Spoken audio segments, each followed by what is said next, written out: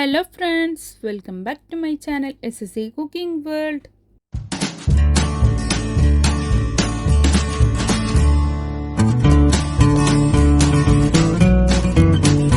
ഇന്ന് ഞാൻ നിങ്ങളുടെ മുമ്പിൽ വന്നിട്ടുള്ളത് നല്ല ടേസ്റ്റിയും വെറൈറ്റി ആയിട്ടുള്ള ബനാന കൊണ്ട് തയ്യാറാക്കാൻ പറ്റുന്ന ഒരു പുഡിങ് കിണ്ണത്തപ്പം എന്തുവാണെങ്കിൽ പറയാം, അതിൻ്റെ ഒരു റെസിപ്പി ആയിട്ടാണ് കേട്ടോ.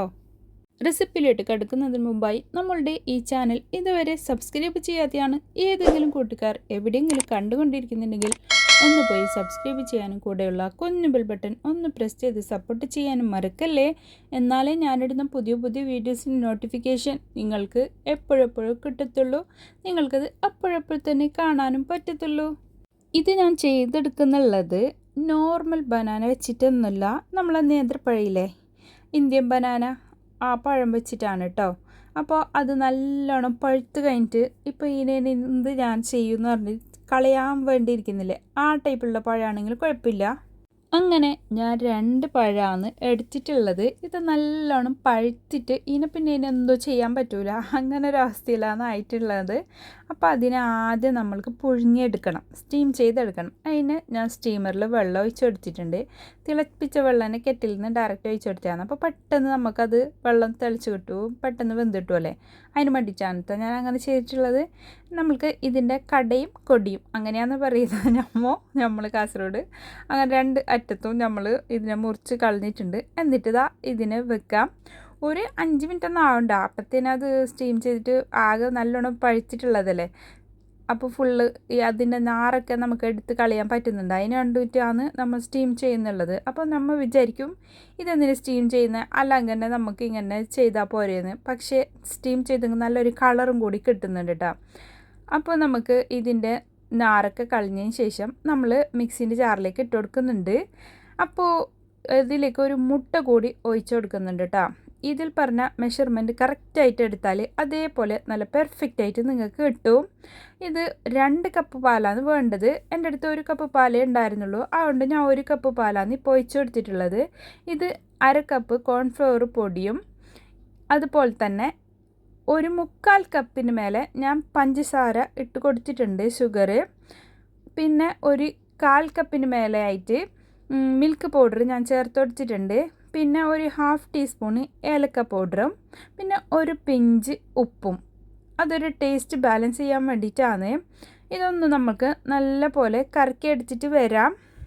അതിനു മുമ്പ് ഒരു കാര്യം ഞാൻ മറന്ന്, ഇതൊന്ന് ജസ്റ്റ് ഒന്ന് മിക്സ് ചെയ്ത് കൊടുക്കണം. ഇല്ലെങ്കിൽ നമുക്ക് അടിച്ചെടുക്കുന്ന സമയത്തില്ലേ അത് പെട്ടെന്ന് ഇങ്ങനെ മേലേക്കായിട്ട് പൊന്തിയിട്ട് ആ പൊടിയെല്ലാം അവിടെ ഇവിടെയൊക്കെ ആയിട്ട് തെറിച്ചിട്ടെല്ലാം പോകും, അതിന് വേണ്ടിയിട്ടാണ്. അപ്പോൾ അതൊന്ന് അടിച്ചെടുത്തതിന് ശേഷമാണ് ഞാൻ ഈ 1 കപ്പ് വെള്ളം കൂടി ഇതിലേക്ക് ചേർത്ത് കൊടുക്കുന്നുള്ളത്.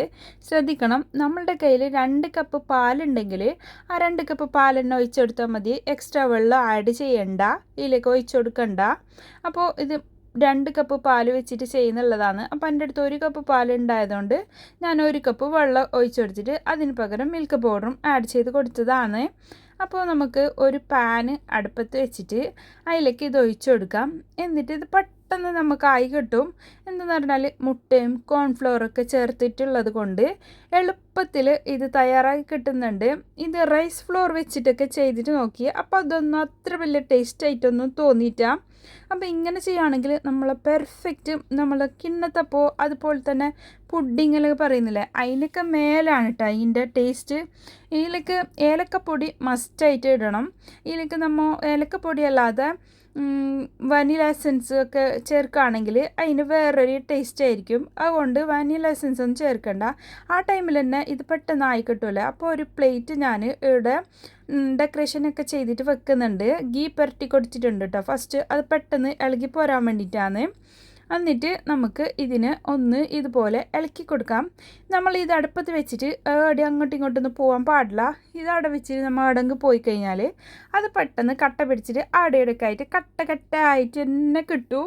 അപ്പോൾ അങ്ങനെയൊക്കെ ആവാതിരിക്കാൻ വേണ്ടിയിട്ട് നമ്മൾ എന്ത് പണി ചെയ്യുകയാണെങ്കിലും, നമ്മുടെ ഇപ്പോൾ പുഡിങ്ങിൻ്റെ പണിയാണെങ്കിലും എന്തിൻ്റെ പണിയാണെങ്കിലും എനിക്കൊക്കെ അതിൻ്റെ അടുത്ത് തന്നെ നിന്നിട്ട് വേണം ചെയ്യാനും.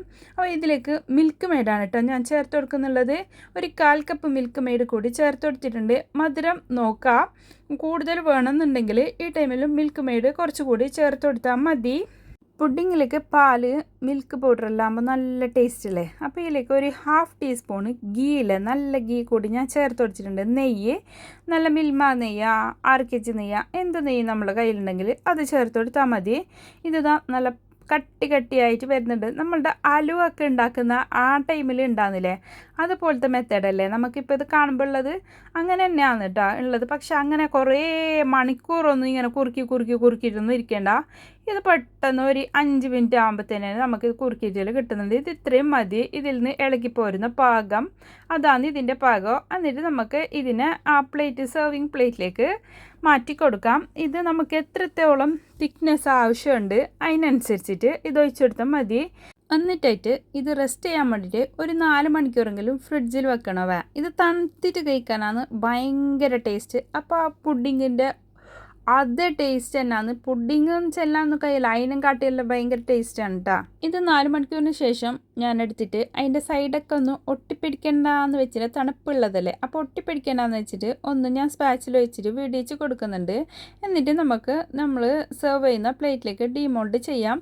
ആ ടൂട്ടി ഫ്രൂട്ടിയൊക്കെ വെച്ചെടുത്തോണ്ട് നല്ല കളറായിട്ടുണ്ടല്ലേ, മഞ്ഞവും ചുവന്നവും പച്ചലായിട്ട്. അപ്പോൾ നല്ല ചെല്ലേ ഇത് കാണാൻ, എന്തോ ഒരു ചെലനെപ്പം ഇത് കാണാനും അങ്ങനെ കഴിക്കാനും അതിനും കാട്ടി ടേസ്റ്റ്. അപ്പം നമ്മുടെ കാസർഗോഡ് ഭാഷയിൽ പറഞ്ഞാൽ ഭയങ്കര യോപ്പ, എന്തോ ഒരു ചേലന്നെപ്പാ, അങ്ങനെയാണ് നമ്മൾ പറയൽ. നല്ല ടേസ്റ്റ് ഉണ്ടാവാ. ഒരിക്കൽ എന്തായാലും മസ്റ്റായിട്ട് ട്രൈ ചെയ്യേണ്ട ഒരു റെസിപ്പി തന്നെയാണ് ഇത്. കണ്ടാൽ നമ്മൾ അലുവല്ല മുറിക്കുമ്പോൾ ഉണ്ടാകുന്നില്ലേ, അങ്ങനെയല്ല തോന്നുന്നത്. കിണ്ണത്തപ്പം സാധാരണ ഇങ്ങനെ തന്നെയല്ലേ ഉണ്ടാകുന്നത്. പക്ഷേ കഴിക്കുമ്പോൾ പുഡിങ്ങിൻ്റെ വായിലിട്ടാൽ അലിഞ്ഞിറങ്ങൂലേ, ആ പുഡിങ്ങിൻ്റെ തന്നെ ടേസ്റ്റാവാ. പുഡിങ്ങിനാട്ടി മേലെ നിൽക്കൂ ഇതിൻ്റെ ടേസ്റ്റ്. ഈ നേന്ത്രപ്പഴം വെച്ചിട്ട് ഒരുപാട് റെസിപ്പീസ് ഞാൻ ഇതിനു മുമ്പും ചെയ്തിട്ടുണ്ട്. അപ്പോൾ അതൊക്കെ കാണാത്തവരുണ്ടെങ്കിൽ ഒന്ന് പോയി കണ്ടു നോക്ക്, എല്ലാവർക്കും ഒത്തിരി ഇഷ്ടമാവും. എനിക്ക് മെയിൻ എന്തെന്ന് പറഞ്ഞാൽ ഞാനെപ്പോഴും പഴം വാങ്ങിച്ചിട്ട് അടയെ വെച്ചിട്ട് അത് എനിക്ക് മറിഞ്ഞിട്ട് പോവും. അപ്പോൾ ലാസ്റ്റ് എനിക്കത് കളയാൻ തക്കത്തുള്ള വിധത്തിലായിട്ടാകുമ്പോൾ ഓർമ്മ വരുന്നുള്ളത്. അപ്പോൾ ആ ടൈമിൽ ഞാൻ വിചാരിക്കും എന്തെങ്കിലും ഉണ്ടാക്കാമെന്ന്. അങ്ങനെ സാധാരണ ഉണ്ടാക്കാറുള്ള റെസിപ്പീസാണ് ഞാൻ നിങ്ങളുമായി ഷെയർ ചെയ്യുന്നുള്ളത് കേട്ടോ. ഞാൻ ചെയ്യുന്ന റെസിപ്പീസാണോ അല്ലാതെ കിച്ചൺ ടിപ്സാണോ നിങ്ങൾ ഒരുപാട് ഇഷ്ടപ്പെടുന്നതെന്ന് ഒന്ന് കമൻറ്റിലൂടെ അറിയിക്കാൻ മറക്കരുത് കേട്ടോ. അപ്പോൾ എൻ്റെ ഈ റെസിപ്പി നിങ്ങൾക്ക് എല്ലാവർക്കും ഇഷ്ടപ്പെട്ടെന്ന് ഞാൻ വിചാരിക്കുന്നു. ഇഷ്ടപ്പെട്ടാൽ നിങ്ങളുടെ ഫ്രണ്ട്സ് ആൻഡ് ഫാമിലിക്ക് ഒന്ന് ഷെയർ ചെയ്ത് കൊടുക്കാനും ലൈക്ക് ചെയ്യാനും നിങ്ങളുടെ വിലയേറിയ അഭിപ്രായങ്ങൾ താഴെ കമൻറ്റായി മസ്റ്റ് കമൻറ്റ് കൊടുക്കാനും മറക്കല്ലേ. ഇനിയും ഒരുപാട് പുതിയ വീഡിയോസുമായും കിച്ചൺ ടിപ്സുമായും നിങ്ങളുടെ മുമ്പിൽ വരുന്നത് വരെ എല്ലാവർക്കും bye bye. Thanks for watching.